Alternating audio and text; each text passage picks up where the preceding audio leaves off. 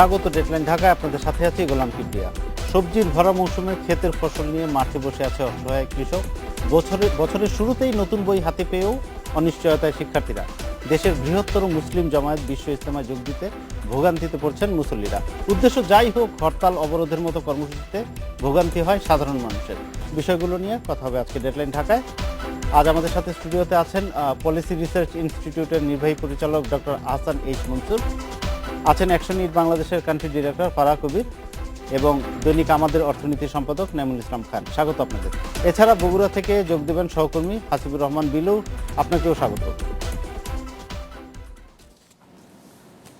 আমাদের অর্থনীতিতে দেখা যাচ্ছে প্রথমবার $22 বিলিয়ন ছাড়িয়েছে রিজার্ভ। এছাড়া আমরা নিজ অর্থায়নে পদ্মা সেতুর কাজ শুরু করেছি, আমাদের সরকারি কর্মকর্তাদের বেতনও দ্বিগুণ হচ্ছে। তো এগুলো সবই একটা ইন্ডিকেশন দেয় যে আমাদের অর্থনীতি আগাচ্ছে। তো সামগ্রিকভাবে অর্থনীতি আমাদের কোন পথে? না, গত একটা বছর বেশ রাজনৈতিকভাবে পরিস্থিতি ভালো ছিল এবং অর্থনীতিটা অনেকখানি ঘুরে দাঁড়াচ্ছিল। আমি বলবো গত বছরে যে ঝঞ্ঝা গেল সেটা অবশ্যই আমাদের অর্থনীতিকে ক্ষতিগ্রস্ত করেছে এবং তার প্রভাব এখনও আমরা পুরোপুরি কাটিয়ে উঠতে পারিনি, যেটা আমরা রপ্তানি খাতে দেখতে পাচ্ছি। আমাদের গার্মেন্ট খাতে, বিশেষ করে পোশাক শিল্পে যে বড় রকমের প্রবৃদ্ধির স্লোডাউন, মাত্র 1% থেকে 1.5% প্রবৃদ্ধি হয়েছে এবং যেটাকে উভেন বলা হয়, বুনন, সেটাতে কিন্তু নেগেটিভ গ্রোথ। এই পরিবেশটা থেকে আমরা মনে করেছিলাম যে জানুয়ারি, ফেব্রুয়ারি, মার্চের দিকে এটা একটা উচ্চ ধারায় যাবে, অ্যাপারেল সামিট হয়ে গেল, এটার একটা পজিটিভ ইম্প্যাক্ট হবে এবং রানা প্লাজাটা লোকে ভুলে যাবে। কিন্তু সেই সময় এসে পড়লো আবার দ্বিতীয় রাজনৈতিক এই আন্দোলনটা। তো এই কারণে অবশ্যই আমাদের রপ্তানি ক্ষতিগ্রস্ত হচ্ছে। আবার আপনি যেটা বললেন কৃষক ভাইদের কথা, সেটা সত্যিকার অর্থে এটা হচ্ছে, সবজি হচ্ছে পচনশীল, সবজিকে বেশি দিন খেতে রাখাও যাবে না, আবার তোলার পরে সাথে সাথে এটা বাজারজাত না করতে পারলে ওটাতে কিছুই পাওয়া যাবে না। এমনিতেই সবজি বাজারে সাধারণত শীতকালে দেখা যায় যে কৃষকরা বেশি কিছু পায় না, অনেক ক্ষেত্রে লসের সম্মুখীন হয়। এই বছর বিশেষ করে তারা ক্ষতির সম্মুখীন হবে। আমরা যদি এই অবরোধের কথা ভুলেও যাই, আমাদের এখানে সবসময় দেখা যায় যে এইরকম ভরা মৌসুমে দেখা যায় কোথাও টমেটো পচে যাচ্ছে, কোথাও ফুলকপি ফেলে দিচ্ছে, এরকম চিত্র আমরা দেখি। এইটা সামগ্রিকভাবে কিভাবে ম্যানেজ করা যায়? এই ম্যানেজমেন্টটা কিভাবে সম্ভব? ধরেন সবজি নষ্ট হবে না, এটা হচ্ছে একটা ইমব্যালেন্স ইন দ্য মার্কেট, যেখানে বেশি পরিমাণে টমেটো হয়ে গেল কিন্তু ওইখানে হয়তো যাতায়াত ব্যবস্থা এবং প্রিজার্ভেশনটা না হওয়ার কারণে। এখন তো আমাদের যাতায়াত ব্যবস্থা মোটামুটি, কিন্তু প্রিজার্ভেশন একটা বড় একটা ফ্যাক্টর। আমি যদি বাঁধাকপি করে বাঁধাকপি রাখতে না পারি, আমি যদি টমেটো করে টমেটোকে প্রিজার্ভ করতে না পারি ক্যান্ড এবং অন্যান্য ড্রাইড এবং অন্যান্য উপায়ে, তাহলে কিন্তু আমি ওই জিনিসটাকে স্টেবিলাইজ করতে পারবো না। এখন ধরেন কিছুটা হলেও ফুড প্রসেসিং ইন্ডাস্ট্রি ডেভেলপ করেছে। যখন আমের বাজারে দেখা যায় যে 50 লক্ষ টন আম কিনছে, 50,000 টন আম কিনছে আমাদের কি বলে প্রাণ। এই যে একটা মার্কেট স্টেবিলাইজেশন রোল প্লে করে একটা বড় ফার্ম, সেটা যদি আরো হয়ে উঠে, তাহলে আপনি বলছেন ভ্যালু এডিশনের দিকে না গেলে এটার আসলে ভ্যালু এডিশনে যেতে হবে। হ্যাঁ, প্রিজার্ভেশন এবং মার্কেটিং দুটোকে একসাথে ডেভেলপ করতে হবে। আমরা প্রিজার্ভেশন সাইডে আমরা খুব পিছিয়ে আছি এখনো। প্যাকেজিং ইন্ডাস্ট্রি নতুন বাংলাদেশে, গত 10 বছরের জিনিস এটা, এবং এটা অনেক দূর যাবে এবং এইখানে কিন্তু প্রকৃত ভ্যালু এডিশনটা হবে ফার্ম সেক্টরের এবং সেই পটেনশিয়ালটা আছে। সেই জন্য আমি বলবো যে আমাদের ভবিষ্যৎটা ভালো, ব্যবহারটা আমাদের আমরা শিখে ফেলেছি অনেকখানি, আরও শিখতে হবে এবং বিনিয়োগ করতে হবে। এই সবজির প্রসঙ্গে আমরা একটু বগুড়ার থেকে কথা বলে আসি। বগুড়ায় আছেন আমাদের সহকর্মী বিলু। অবরোধে ক্ষতির মুখে পড়েছে সবজি চাষিরা, যেমনটি বলছিলাম, পরিবহন সংকটে বিক্রি কমেছে, সরবরাহ কমেছে, নানা রকম সমস্যায় পড়ছে কৃষকরা। বিলু, বর্তমানে আজকে আপনি বাজারে ঘুরেছেন, আমরা দেখতে পেয়েছি, আজকের পরিস্থিতিটা যদি আমাদেরকে একটু বলেন, বগুড়ায় সবজি চাষিদের কি অবস্থা?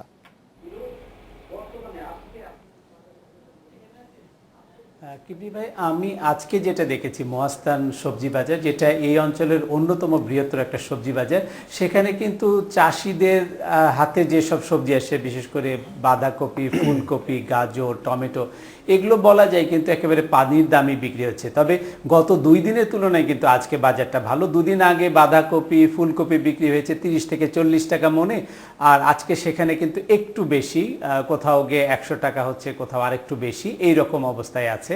আর আপনাকে আরেকটা জিনিস একটু জানাতে চাই কি ভেবে, সেটা হলো যে আমাদের এই উত্তর অঞ্চলে যে সবজি চাষ হয়, কৃষি সম্প্রসারণ অধিদপ্তরের হিসেবেই বলা হচ্ছে যে মৌসুমের শেষে গিয়ে 10% সবজি কিন্তু খুবই কম দামে বিক্রি করতে বাধ্য হয় চাষিরা। আর সবজি সংরক্ষণের যে বিষয়টা আপনারা একটু বলছিলেন, এই সবজি সংরক্ষণের ব্যবস্থাটা না থাকার কারণে কিন্তু গড়ে 10% সবজি নষ্ট হয় প্রতি বছর উত্তরাঞ্চলে। আর এই মুহূর্তে যে বিষয়টি খুব বড় আকারের সমস্যা হিসেবে দেখা দিয়েছে চাষিদের কাছে, সেটা হলো যে একটু আগাম যে আলুগুলো ওঠে মাঠ থেকে, সেগুলো কিন্তু এবার চাষিরা তুলতে পারছে না, কারণটা তাদের কোনো মার্কেট নাই।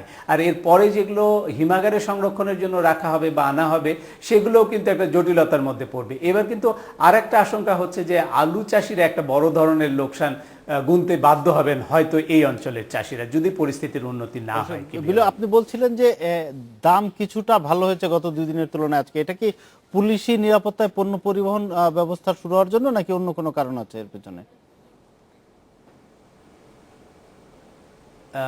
মূল কারণটা কিন্তু আসলে পরিবহন ব্যবস্থাটা চালু হবার কারণে, যদিও কিন্তু যা দরকার পরিবহনের জন্য, যে পরিমাণ ট্রাক দরকার, সেটা কিন্তু এখনো স্বাভাবিকভাবে চলতে পারছে না। আমি গত 3 দিন আগের কথা আপনাকে বলছি যে অন্তত 100 ট্রাক সবজি এই অঞ্চল থেকে যমুনা সেতু ক্রস করে রাজধানী ঢাকা এবং দেশের বাইরে গেছে। এটা জানা সম্ভব হয়েছে যে যমুনা সেতুর পশ্চিম পারে যে টোল প্লাজাটা আছে, সেখানে কিন্তু সব ধরনের যানবাহনেরই একটা পরিসংখ্যান থাকে। সেটা থেকে আমি জেনেছি গত পরশু অন্তত 100 ট্রাক সবজি গেছে এই অঞ্চলে। সময় কত ট্রাক যায় প্রতিদিন স্বাভাবিক সময়, অন্যান্য সময়? যদি কালকে যদি শুধু মহাস্থানগড়ের কথাই ধরেন, তাহলে সেখান থেকে অন্তত 100 ট্রাক সবজি মহাস্থান এবং এর আশেপাশের বাজার থেকে যায়। আর অন্যান্য জায়গায় কিন্তু আরও আছে, রাজশাহীতে আছে, আপনার রংপুর আছে, দিনাজপুর আছে, কুড়িগ্রাম আছে, প্রচুর সবজি, অন্তত 500 ট্রাক সবজি কিন্তু গড়ে এই অঞ্চল থেকে যায় বলে আমার কাছে তথ্য আছে। জি, ধন্যবাদ বিলু আপনাকে আমাদের সঙ্গে থাকার জন্য। তো সবজি থেকে একটু শিক্ষার প্রসঙ্গে আসি আপনার কাছে। এই যে বছরের শুরুতে আমরা নতুন বই শিক্ষার্থীদের হাতে তুলে দিতে পারছি, এটা তো গত কয়েক বছরের ধারাবাহিকতা। বই দিতে পারছি, কিন্তু শিক্ষার পরিবেশ সামগ্রিক কতটা দিতে পারছি? পাচ্ছি তো না, এটা তো আসলে বলার বোধহয় আর অবকাশ নেই। যে আজকে 9-10 দিন হয়ে গেছে, এখন পর্যন্ত আমরা নিশ্চিত করতে পারছি না যে আমাদের শিশুরা নিরাপদভাবে তাদের শিক্ষা প্রতিষ্ঠানে যেতে পারে। আর আরেকটি জিনিস যেটা আমাদেরকে বেশি চিন্তিত করছে, সেটা হলো যে এসএসসি পরীক্ষা কিন্তু ফেব্রুয়ারি মাসের শুরুতেই, এবং তাদের মন মানসিকতা আপনি চিন্তা করেন। এবং এটা কিন্তু গত বছরের একটা সমস্যা, এই বছর আরো হয়তো খুঁজলে আরো 2-1 বছর এরকম হয়েছে। তার মানে একটা জেনারেশন আমরা হারিয়ে ফেলছি। কিন্তু গত বছর এইচএসসি 3 মাস সময় নিয়ে এখন কি ও লেভেল পরীক্ষাটা বোধহয় শুরু হয়েছে? সেটা তো আছে, সেটা তো সেটা সংখ্যায় অনেক অনেক কম, কম, কিন্তু আপনি তারপরেও, এসএসসি পরীক্ষা যেটা আপনি 1 মাস পরে, তার মানে আমরা সবকিছু কিন্তু গোজামিল দিয়ে পাশ করিয়ে দিচ্ছি, পরীক্ষা নিয়ে নিতেই হবে, একটা সময়ের ব্যাপার আছে। লাখ লাখ ছাত্রছাত্রীদের ভবিষ্যতের কথা, আসলে তারা কতদিন পড়তে পারছে, তাদের কি শিক্ষার জন্য কতটুকু সময় দেওয়া হচ্ছে, কতটুকু কম্প্রোমাইজ করা হচ্ছে, দেখা যাচ্ছে হয়তো কারিকুলামও কম্প্রোমাইজ করা হচ্ছে। তার মানে কি দিনের শেষে আমরা এই জেনারেশনটাকে কোনো মতে সার্টিফিকেট দিয়ে একটা জায়গায় নিয়ে যাব, কিন্তু তাদের অ্যাকচুয়াল যে শিক্ষার দরকার, ট্রেনিং দরকার, সেমি স্কিলড, হাফ স্কিলড পর্যায়ে রেখে দিচ্ছি। তো সেই জায়গায় থেকে আমরা অর্থনীতি নিয়ে কি করে বড়াই করব? আমার যে এত রিজার্ভ থাকছে, এই রিজার্ভগুলো কি আপনি ইউথদের জন্য, আপনি যুবক বা আমাদের এই যে জেনারেশন আসছে তাদের জন্য কি খরচ হবে, বা এরকম কোনো পরিকল্পনা আছে, বা তাদের শিক্ষার জন্য ব্যবস্থা নেওয়া হবে? এগুলো কিন্তু আমরা শুনতে পাচ্ছি না। আমরা শুধু দেখছি যে টানা হেচড়ার মধ্যে সাধারণ মানুষ, আমাদের শিশুরা, আমাদের যারা ভবিষ্যৎ প্রজন্মর কথা আমরা বলি, তাদের অনেক বেশি ক্ষতিগ্রস্ত হচ্ছে এবং সেখান থেকে কোনো ব্যবস্থা নিচ্ছে না। আর আমি কৃষি ব্যাপারে একটু বলতে চাই, কেন আমরা কৃষকদের সঙ্গে কাজ করার সুযোগ হয়েছে বা হচ্ছে।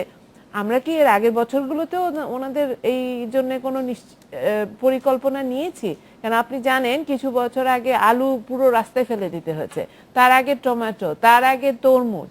তো কবে গিয়ে আমাদের যারা রাষ্ট্র পরিচালনায় থাকেন, সরকারে থাকেন, তারা কবে ওনাদের জন্য এই পরিকল্পনা নেবেন? কবে ওই সোর্সে গিয়ে প্রিজার্ভেশনের জন্য ওয়্যার হাউস, কোল্ড স্টোরেজ আর কবে করবেন? আজকে 43 বছর পরে আমরা ওই একই কথা বলবো? অবশ্যই। নাইম ভাই, আমরা দেখছি যে আজকে স্বরাষ্ট্র প্রতিমন্ত্রী ঘোষণা দিয়েছেন যে এই নাশকতা যেসব গণপরিবহনে হবে সরকার তার ক্ষতিপূরণ দেবে। একটা এদিকে ঘোষণা, আরেকটা হচ্ছে আমরা দেখলাম আমার সহকর্মী হাজিবুর রহমান বললেন যে পুলিশি প্রহরায় কিছু যান চলাচল চলছে, যার জন্য কিছুটা বেড়েছে গত 2 দিনের তুলনায়। এই যে সরকারের এই উদ্যোগগুলো কি যথেষ্ট মনে করেন, নাকি আর কি করা মানে? না, প্রথমত একটা যেহেতু পরিস্থিতিটা তো সরকারের নিয়ন্ত্রণে নাই, এবং সরকার এটার সমাধানের জন্য যে মানে এটা যে রাজনৈতিক সমাধানের উদ্যোগ আছে সেটা না। তা আপাতত আমরা দেখছি যেটা পুলিশি সমাধান, বা পুলিশি সমাধানই বলবো, কারণ পুলিশ প্রহরায় ট্রাক চলবে, ঠিক আছে। আরেকটা বলেছে যে ক্ষতিপূরণ দেবে সরকার। না না, একই, এটাও পুলিশি। কারণ হলো যে তুমি চালাও, আমি যদি নিরাপত্তা দিতে নাও পারি তুমি দিব। তো এইগুলি সাময়িক সমাধান, সাময়িক উন্নতি হবে।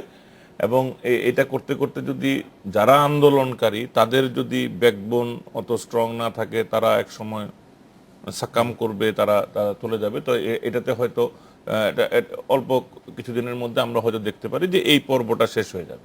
কিন্তু তারপরও তার মানে একটা উপসর্গ দমন হয়ে যাবে, কিন্তু মূল অসুখটা কিন্তু থেকে যাচ্ছে। অসুখটা কি? যে মানে বাংলাদেশে রাজনীতির ক্ষেত্রে মূলত সরকার পরিবর্তনের ব্যবস্থাটা এখনো পর্যন্ত সকলের কাছে গ্রহণযোগ্য একটা বিধি ব্যবস্থা আমরা কায়েম করতে পারি নাই। এখন এই জায়গাটার সমাধান আমি কেবলমাত্র আওয়ামী লীগ বিএনপির পয়েন্ট অফ ভিউতে আলোচনা করি আমরা, কিন্তু এত ছোট লোকই আলোচনা করতে হয় যে এটা অ্যাভয়েড করতে পারলে ভালো। কিন্তু আমরা যদি সামগ্রিকভাবে আমাদের জনকল্যাণ, রাষ্ট্রের অগ্রগতি, জনস্বার্থ ইত্যাদি বিবেচনা করি, যে আমাদের আসলেই মুক্তিযুদ্ধের চেতনা, আমাদের অসাম্প্রদায়িকতা, আমাদের অর্থনৈতিক অগ্রযাত্রা, আমাদের গণতন্ত্রকে শক্তিশালী করা, ধাপে ধাপে শক্তিশালী করা, এবং এর জন্য ইনস্টিটিউশন বিল্ড আপ করা, দুর্নীতিমুক্ত করা। এই যে আপনি বললেন যে এই সবজি সংরক্ষণ করার জন্য হিমাগার যে করবেন, হিমাগারের জন্য রেগুলার বিদ্যুৎ দিতে না পারলে, নিরবিচ্ছিন্ন বিদ্যুতের নিশ্চয়তা দেওয়া না গেলে আমরা এই জেনারেটর চালিয়ে তো এটা ভায়াবল হবে না। So this is what we need. আমাদের এই যে আরো যে কত বিদ্যুতের দরকার, সেটা যে দুর্নীতিমুক্ত থেকে আমাদের যে এই বিদ্যুতের অ্যাভেলেবিলিটি, আমাদের অন্যান্য ইনফ্রাস্ট্রাকচার। একটা কথা বলি, এই সবজির আমি যদি দেখতাম যে সবজিটা সংরক্ষণ করা একটা লাভজনক ব্যবসা, প্রাইভেট সেক্টর কিন্তু ঝাঁপিয়ে পড়তো, এটার জন্য কারোর কোনো পরামর্শের দরকার হতো না। কিন্তু লাভজনক না, আমি যদ্দূর জানি এটা আলুর ক্ষেত্রে তো অনেক আলোচনা হয়। এটা মূলতই বিদ্যুৎ যেহেতু নিরবিচ্ছিন্নভাবে দেওয়া যায় না, এবং সংরক্ষণ করার নামে আনুষ্ঠানিকভাবে ঘরের ভিতরে নিয়ে পচানোর মতো হয় আর কি আলু। তো আমাদের মনে হয় যে আমাদের সামগ্রিক রাষ্ট্রীয় অগ্রযাত্রাটা, এই অগ্রযাত্রাটাকে অব্যাহত রাখতে হলে বা নির্বিঘ্ন করতে হলে একটা রাজনৈতিক সমাধান আমাদের খুব দরকার।